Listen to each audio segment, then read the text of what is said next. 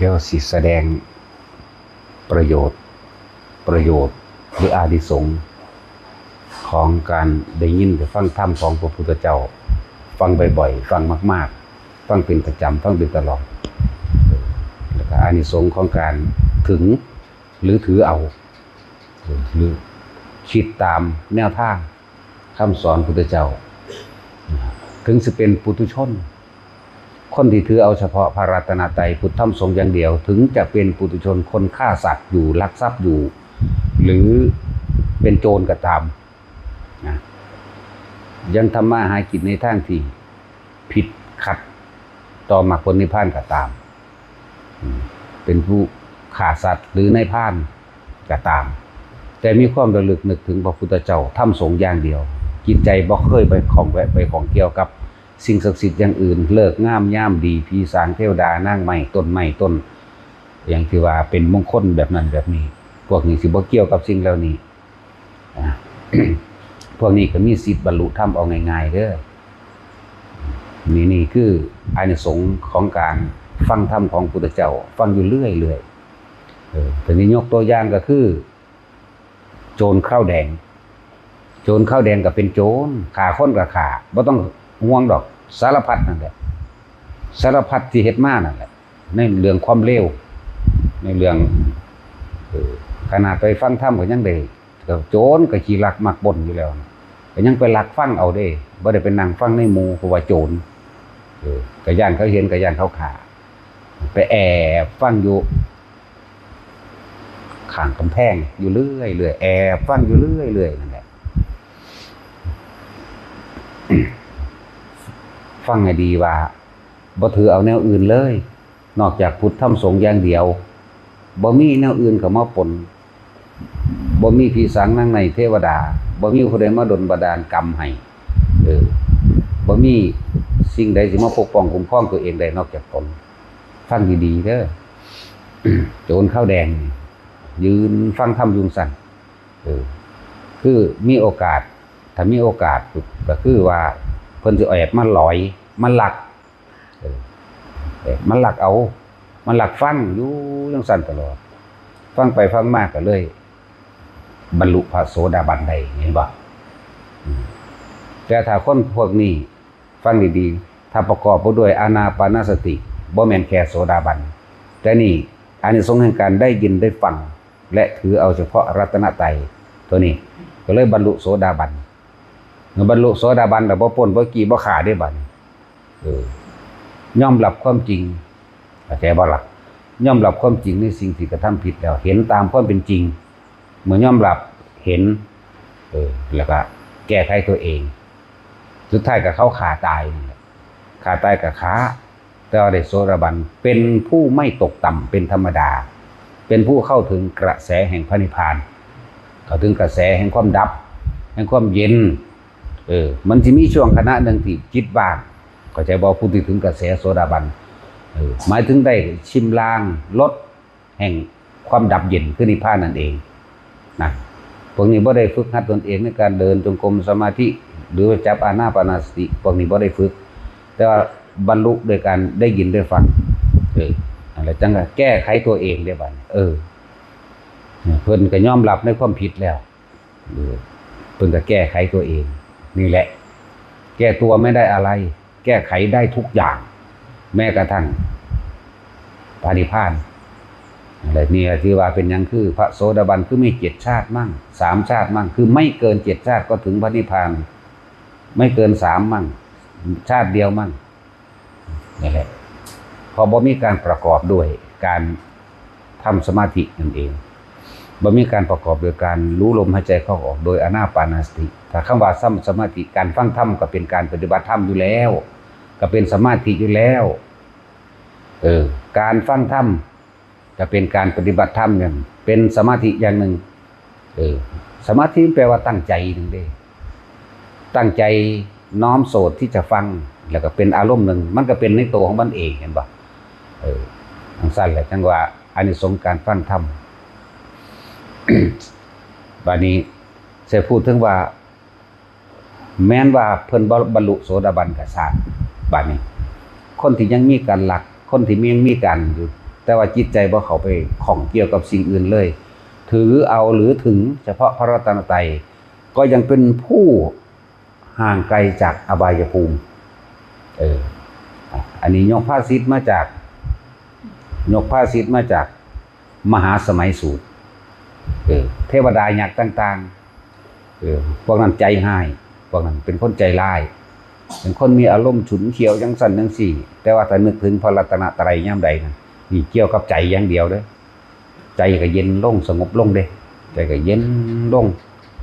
รู้สึกว่ามีที่พึ่งคือเอาตนเองเป็นที่พึ่งกับธรรมะกับสิ่งที่ได้ยินได้ฟังเนี่ยเขากล่าวอยู่ตลอดดอกบุคคลทั้งหลายเหล่าใดเนี่ยผู้ใดเข้าถึงแล้วนี่ซึ่งพระรัตนตรัยว่าเมื่อแตกกายทำลายขันธ์จะมีคติทางไปในสองทางมีมนุษย์และเทวดาเท่านั้นนี่แหละจังว่าเยเกกิปานภูตติแต่จังว่าพุทธังสรณังคตาเสนเตขมิตสันติเนี่ยอปายะภูมิงปหายะมานุสังเทหังนี่มานุสังเนี่ยมานุสังก็หมายถึงว่าเข้าถึงมนุษย์เทหังหมายถึงเทวดามีคติทางไปมีมนุษย์และเทวดาเท่านั้นนั่นแหละจังว่าพุทธังสรณังคตาเสนี่ผู้ใดมาถือเอาแล้วซึ่งพุทธังพุทธเจ้านี่แหละพุทธังสรณังคตาเสนาเตขมิตสันติเนี่ยตัดขาดห่างขาดแล้วเนี่ยอปายะภูมิจากอบายภูมิมานุสังเทหังเทวกายังปริปุเรศสันตตินั่นแหละเขาก็ยังบ่ได้มีศีลเดอันหมู่เทวดาพวกนี้เวลาเฮาสวดมหาสมัยสูตรผิดหน้าเบิ่งเด้อเนี่ยจังว่าอานิสงส์ของการเข้าถึงพระรัตนตรัยแม้นไม่ได้บรรลุโสดาสกิทาคาราคาอรหันต์ก็ช่างแต่ว่ายังมีส่วนที่ว่าทำให้เข้าถึงหมู่มนุษย์และเทวดาเท่านั้นเป็นผู้ห่างไกลหรือขาดแล้วจากอบายภูมิห่างบ่แม่นขาดโดยสิ้นเชิงขาดโดยศาสตร์นั่นแหละแต่คนพวกนี้ถึงพุทธธรรมสงฆ์เขายังมีอานิสงส์สิฟังธรรมต่อไปอีกเพราะเขาไปเกิดในมนุษย์และเทวดาเพราะว่ามันได้สั่งสมไว้แล้ว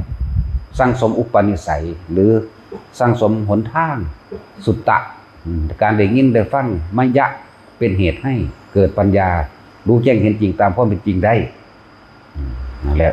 ภพชาติใหม่เขาสิปรับปรุงตัวเองใหม่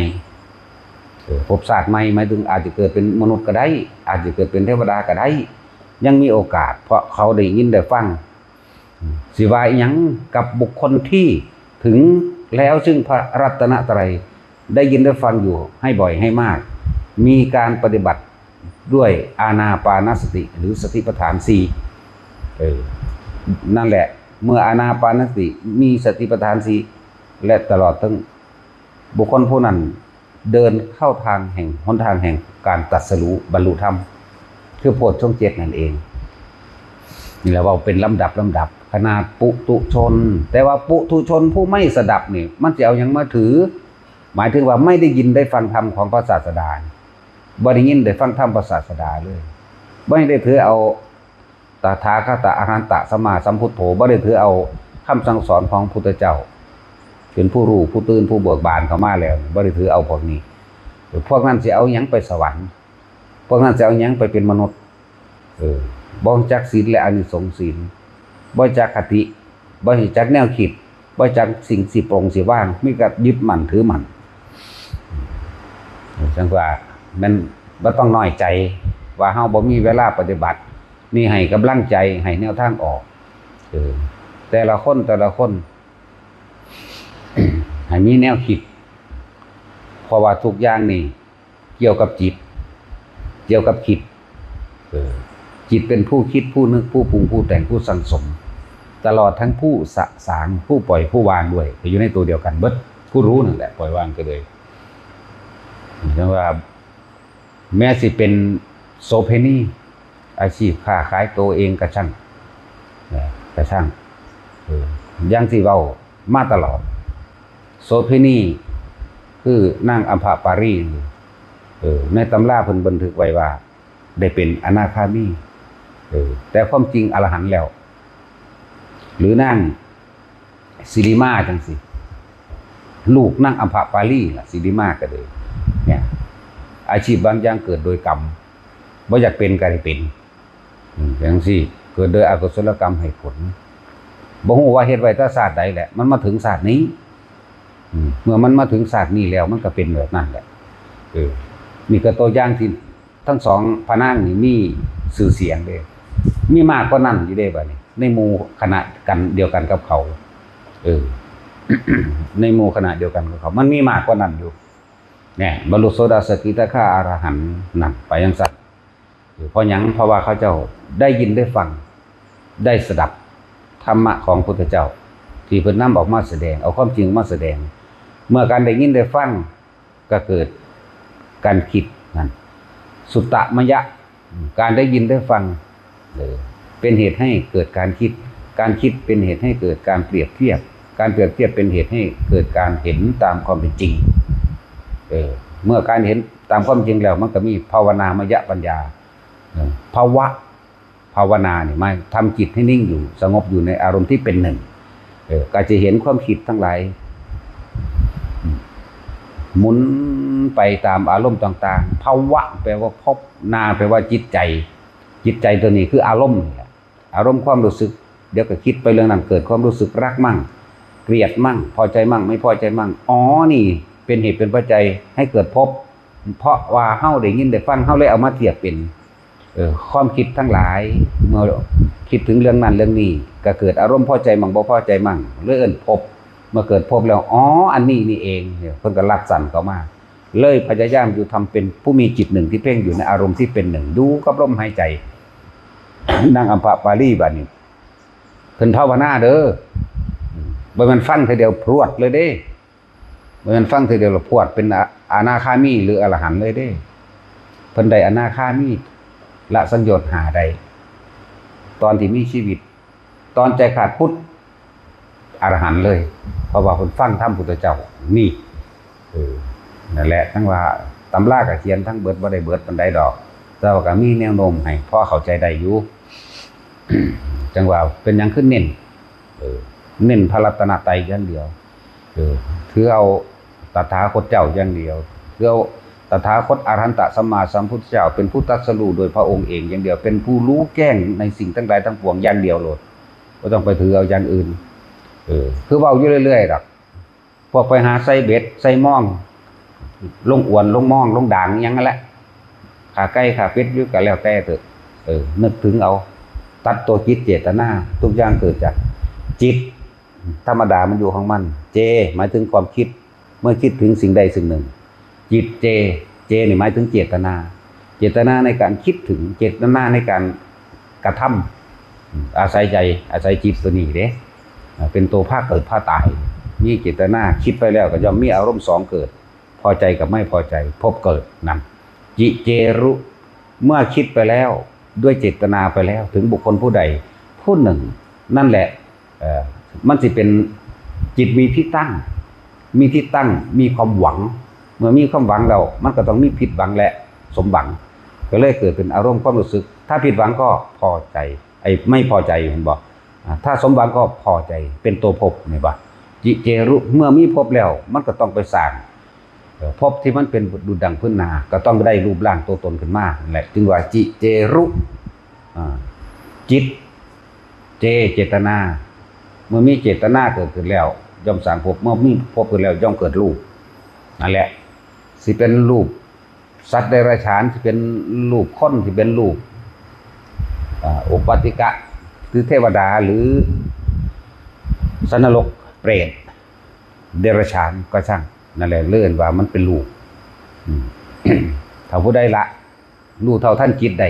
ก็นิพพานเท่านั้นแหละบ่คิดนั่นเองรู้เท่าท่านจิตธรรมดามันอยู่ของมันเองแต่ว่าอาศัยรูปนั่นแหละรูปก็รสแล้วก็กลิ่นแล้วก็เสียงสัมผัสอารมณ์ความรู้สึกนั่นแหละตัวภพอารมณ์ความรู้สึกนั่นแหละว่านี่จิตถ้าไม่คิดไม่นึกเด้ความรู้สึกย่อมเกิดขึ้นไม่ได้ภพก็ย่อมดับไปอย่างว่าคนที่บ่ได้ยินฟังธรรมของพระพุทธเจ้าซะเลยนะมันสิเข้าใจคำว่ารัตนตรัยได้จังได แต่คนที่ได้ยินฟังธรรมพระพุทธเจ้าอยู่ตลอดจิตก็น้อมไปความคิดก็น้อมไปอันรู้อยู่เด้แต่ว่าหังเฮ็ดบ่ทันใดคือจังซี่นะคือหมู่นายพรานทั้งหลายรู้อยู่แต่ว่าหังละบ่ทันใดเพราะกรรมบางอย่างก็ยังบีบคั้นให้ทำมาหากินให้ฆ่าสัตว์จังซี่นั่นแหละจังว่าขนาดผัวกับเมียผู้เมียเป็นพระโสดาบันบ่ฆ่าสัตว์ผู้ผัวเป็นนายพรานหาของป่าหาล่าสัตว์บ่ว่าของป่าทุกชนิดนั่นแหละบ่ว่าสิเป็นเห็ดเป็นผลไม้เป็นฟืนเป็นทานบ่ว่าสิฆ่าสัตว์ล่าสัตว์หยังมาแต่ว่าผู้สามีภรรยานี่เข้าใจซึ่งกันและกันผู้ผัวนี่ฮู้ว่าเมียบ่ฆ่าสัตว์มาแต่เกิดนั่นแหละมันเป็นโดยกรรมอันนี้ก็เลยเพราะว่าการกระทำมารวมกันเป็นโดยกรรมผู้ผัวนี่คือเข้าใจเคล็ดลับหรือความลับของสามีผู้สามีก็เข้าใจเคล็ดลับของเมียคือกันก็เลยอยู่นำกันแบบบ่ได้ผิดได้เถียงกันอยู่ไปถึงเวลาผัวก็ไปหากินผู้เมียก็อยู่บ้านได้สัตว์ตายมายังเฮ็ดแนวกินให้กินเด้ถ้าบ่ตายกูก็ฆ่าให้นี่มันเป็นทั้งสี่นั่นแหละในสุดท้ายแล้วด้วยความซึมซาบและซึมซับจากความใจเย็นของผู้เป็นเมียเป็นโซดามาตั้งเกิดบ่ฆ่าสัตว์มาตั้งเกิดนั่นแล้วผู้ผัวไปมื้อนึงพุทธเจ้าที่ว่าผู้นี้มีศรัทธาน่าจะพอได้ยินได้ฟังแล้วเพราะว่าซึมซาบนี่เลยคบบัณฑิตได้นั่นคบนักปราชญ์บัณฑิตได้นั่นคบโดยบ่ได้เข้าใจว่าตัวเองคบคือเมียเจ้าของนั่นแหละกัลยาณมิตรอันนึงเห็นบ่คือเมียเจ้าของเข้าใจผู้เมียก็บอกให้ฟังอยู่เรื่อยๆอยู่ดอกผู้ผัวก็ฟังอยู่แต่ว่ากูเฮ็ดบ่ได้เพราะอาชีพเพราะกรรมบางอย่างเฮ็ดให้เป็นจังซั่นจนถึงที่สุดแล้วก็มาพระพุทธเจ้าจึงมาโปรดเอานั่นเองมื้อนึงมันมีกระต่ายไปติดดักติดบ่วงเพิ่นเลยปล่อยข้าพเจ้าขอไถ่ชีวิตสัตว์นี้กระต่ายนี่ปล่อยไปแต่ให้สละชีวิตขอตายแทนกระต่ายนี้ได้แม้นายพรานจะพรากชีวิตแห่งเราก็ไม่เป็นไรเราให้ปล่อยไปนี่นายพรานก็มาที่ยามบ่วงมาเรื่อยยามมาเรื่อยได้กระแตกระรอกได้หนูมีหอดหนูหวายพุ่นล่ะได้หนูหวายแน่ได้หนูทองขาวแน่ไหลมาได้นกได้หยังมาเรื่อยนะพอดีมาเห็นพระพุทธเจ้าเอาตีนนั่นติดบ่วงไว้แทนกระต่ายนั่นแหละทั้งนั้นพระพุทธเจ้าบอกก่อนเด้เล่านี่เอาชีวิตแม้นท่านสิเอาไปทาสก็ได้แม้นท่านสิเอาไปฆ่าแกงกินก็ได้ถ้าว่าสิ่งที่เล่าปล่อยไปแล้วน่ะเราตถาคตได้ปล่อยไปแล้วนี่คือสัตว์ที่ติดในบ่วงอันนี้ในห่วงอันนี้แต่ทางโมโหที่ยกธนูขึ้นสิยิงเด้ซั่นยกธนูขึ้นสิยิงพุทธเจ้าเลยห้ามธนูสัทธาธนูอากาศที่ตุงวิสัชเจตุนาทาสิห้ามลูกธนูบ่ให้แล่นไปก็ข้างอยู่จังซั่นแล้วข้างไว้จน 10:00 นตะกี้มันบ่มีดอกเวลานั่นน่ะมันสายเกินประมาณแล้วผู้เมียก็นำหาผัวตัวนำหาไปเห็นพอดีกำลังยืดธนูสิยิงกับพุทธเจ้าอยู่โอ้ยนั่นพอข่อยเด้จะเฮ็ดพอข่อยนั่นของนี่ก็บ่เคยเห็นพอจักเทื่อก็เลยเข้าใจว่าเป็นพอเฒ่าเข้าใจเป็นพอเฒ่า พุทธเจ้าก็เลยแสดงธรรมทั้งที่ข้างอยู่นั่นแหละทั้งที่ข้างธนูอยู่นี่เด้นั่นแหละห่วงบ่วงคือตัณหาทั้งหลายที่พวกเฮาติดขัดอยู่เดี๋ยวนี้ที่เพิ่นว่าเพิ่นปล่อยกระต่ายออกไปแต่พวกเธอทั้งหลายฟังแล้วเข้าใจจงปล่อยจิตปล่อยใจออกไปเสียจากตัณหาและอุปทานที่มันมีอยู่เหมือนดุจดังว่าเราตถาคตได้ปล่อยเนื้อที่ตถาคตได้แลกแล้วออกไปบรรลุโสดาบันน้ำกันสัตว์ที่เป็นที่ติดมองที่หิวหอบม่านก็ปล่อยได้บัดเอาสัตว์ตายไปเป็นสั้นจังว่าอานิสงส์ของการได้ยินได้ฟังธรรมไปเรื่อยๆอานิสงส์ของการถึงพระรัตนตรัยขาดจากอบายภูมิใดแม้จะเป็นเพียงแค่ชาติเดียวคนที่ได้ยินได้ฟังธรรมพระพุทธเจ้าเท่านั้นได้จังที่เข้าถึงพระรัตนตรัยได้คนที่บ่ได้ฟังอยู่ซื่อๆเป็นไปบ่ได้บ่มีเอาเบิ่งโลดศาสนาอื่นๆที่บ่ได้ฟังแนวมื้อนี้ย่อมถือเอาสิ่งอื่นนอกจากตนมาเป็นที่พึ่งบ่ได้เห็นไปตามกรรม เห็นไปตามว่าผู้อื่นเป็นผู้ดลบันดาลให้เด้ของเฮานี่เพิ่นบ่ว่าจังซั่นเด้สัตว์โลกเป็นไปตามความกระทำสิ่งใดๆสิ่งนั้นตัวเองมาเกิดเองทุกสิ่งทุกอย่างตัวเองทำเองทั้งหมดบ่ได้มีไผดลบันดาลนี่คือนั่นแหละเขาสิไปเอาหยังมาเข้าถึงบัดนี้เจือกเฮาได้ยินได้ฟังอยู่เรื่อยๆถือเอาเฉพาะพระรัตนตรัยแต่ยังปฏิบัติไม่ได้ขนาดนั้นยังมีอานิสงส์ว่าเป็นผู้ห่างไกลจากอบายภูมิแม้ในภพนั้นแหละที่นี่เมื่อสมว่ามานุหังเทหังเทวะกายังปริปุเรศสันตติเมื่อแต่กายทำลายขันแล้วนี่ย่อมไปสู่มนุษย์และเทวดาเท่านั้นเขาได้ฟังไว้แล้วเลยเป็นอุปนิสัยเป็นเหตุปัจจโยเป็นเหตุเป็นปัจจัยเพื่อให้เข้าถึงความจริงอันอยู่ในเบื้องหน้าแน่มันสิไปใสบัดนี้มันบ่ต่อไปบัดนี้จะกล่าวอะไรกับบุคคลที่ทั้งเข้าถึงพระรัตนตรัยทั้งมีการปฏิบัติฟังธรรมให้บ่อยฟังธรรมมากแล้วมีการฝึกหัดปฏิบัติตัวเองด้วยอานิสงส์แห่งอานาปานสติมันสิไปใส ขนาดว่าเป็นผู้เข้าถึงความสงบด้วยอานาปานสติแม้เพียงแค่ลัดข้อมือเดียวเรายังกล่าวว่าเป็นผู้ไม่ห่างจากฌานเห็นไหมโอ้ยเห็ดหน่อยโพดมือเดียวก็ดีบัญชีว่าครับยังบุคคลผู้กระทำให้บ่อยทำให้มากทำให้ชินทำเป็นดุจดังยานด้วยอานาปานสตินี่ทิฏฐธรรมเวทนิยธรรมโอรัมภคิยะสังโยชนะหมายถึงว่าบุคคลผู้นั้นน่ะย่อมเข้าถึงอรหันตผลในขณะที่มีชีวิตอยู่นิพพานทั้งที่บ่ตายนี่เด้นิพพานบ่ได้แปลว่าตายเด้อนิพพานเบิดความอยากเบิดความอยากเบิดความหวังนั่นแหละนิพพานทั้งที่มีชีวิตอยู่ขนาดเป็นขนาดนั้นบ่แม่นตายได้นิพพานเด้อและบานี้แม้จะไม่ได้ในขณะที่มีชีวิตอยู่เขาจะได้อรหันตผลในขณะที่สิ้นใจเหมือนกันแหละกับนั่งอัมพาปารีนั่นนะบรรลุอนาคามีในขณะที่มีชีวิตอยู่บาดที่สิ้นใจกับบรรลุอรหันต์เลยแต่ทั้งสั้นแล้วมีหลายอยู่เด้พระเจ้าสุโธทนะก็คือกันได้อรหันต์ตอนที่สิ้นชีวิตพอดีกันเลยนั่นทั้งสั้นแล้วทั้งว่าก็เข้าทำไปเถอะจงสร้างเหตุมันโดยว่าต้องไปหวังผลเดี๋ยวผลมันจะเป็นเราเองหรอกมันจะไปใส่ว่าสร้างเหตุคือยังเหตุคือลมหายใจเท่านี้พยายามอยู่กับตัวเองให้มากลมหายใจคือกายในกายอันหนึ่งเมื่อเข้าอยู่ในกายหนึ่งความรู้สึกมันก็เกิดในเราเองเข้ากับใครก็ในความรู้สึกของเขาเองแล้วเวทนาในเวทนาหนึ่งมันก็เห็นจิตในจิตตัวเองดูกายก็เห็นจิตเองนั่นแหละดูจิตก็เห็นเวทนาเองนั่นแหละมันก็อยู่ในหนีน้ำกันน่ะร่วมกันนั่นแหละแล้วก็จะเห็นสิ่งทั้งหลายทั้งปวงเป็นอนิจจังเป็นอนัตตาเองนั่นแหละคือว่าธรรมกายเวทนาจิตธรรมนั่นไผก็สร้างย่อมน้อมนำเข้าไปสู่ความบรรลุธรรมสิ้นกรรมคือเก่าแหละเพราะว่ากรรมคือหยังกรรมคือจิตเจตนาในการกระทำทั้งเบิดเด้อละออกมาแค่ว่าผู้ใดอยู่กับลมหายใจใด ผู้ใดบ่คิดมากเกิดมากคิดน้อยเกิดน้อยไม่คิดไม่เกิดจากบาลัง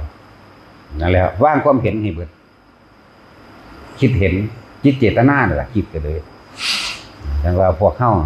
ท่านมีการฝึกหัดปฏิบัติอยู่นี่ทำให้บ่อยทำให้มากทำให้คิดซ้ำเดี๋ยวมันก็คล่องแคล่วว่องไวของมันเองแต่ว่าว่างความหวังและปรารถนาได้ว่าหวังนะมันหวังไว้แล้วล่ะเรียกว่าอธิฐานปารมีนั่นหวังเอาไว้ว่าบ่จากว่าเกิดอีกเรียกว่าหวังนิพพานนั่นแหละแต่ว่าว่างความหวังบัดตั้งจิตเจตนาไว้อันเดียวเนี่ยหมายถึงหวังอยู่หากว่าเป็นคิดทิ่มไว้บัดนี้ปล่อยไว้แล้วก็ฝึกหัดปฏิบัติสร้างเหตุนั่นแหละมรรคเป็นต้นผลเป็นปลายขอให้เดินอยู่ในมรรคใดมรรคลมหายใจนี่แหละนี่แหละหนทางอยู่ในลมหายใจจนเท่าตายมันผิดไปใสมันอยู่บ่ไปอรหันต์วะแน่คิดบ่นึกแล้วความหวังความนั่นบ่มีอีกแล้วนั่นก็จบแล้วมันก็ไปเองดอกทั้งว่าทุกคนมั่นใจบ่ต้องมามั่นใจนำหลวงพ่อผู้สอนเด้บ่ได้ขึ้นอยู่กับผู้สอนเด้อขึ้นอยู่กับตัวเองเด้สอนแจกแจงละเอียดคักปานนี้บ่มีไผอีกได้ปานนี้ล่ะบอกเบิดทุกกี่จักสั่นจักโยกจักคนลุกคนพองบอกเบิดจักตะตุกกระติกน้ำมันล่างนั่งกายมื้อนี้ก็บอกจนเบิดคักแล้วนะที่หลายๆคนมาเนี่ย ถ้าจะศรัทธาให้ศรัทธาตัวเองกับแนวทางนั่นแหละพึ่งตนพึ่งธรรมศรัทธาตัวเองแหละพึ่งตนกูทำได้จักบ่ล่ะ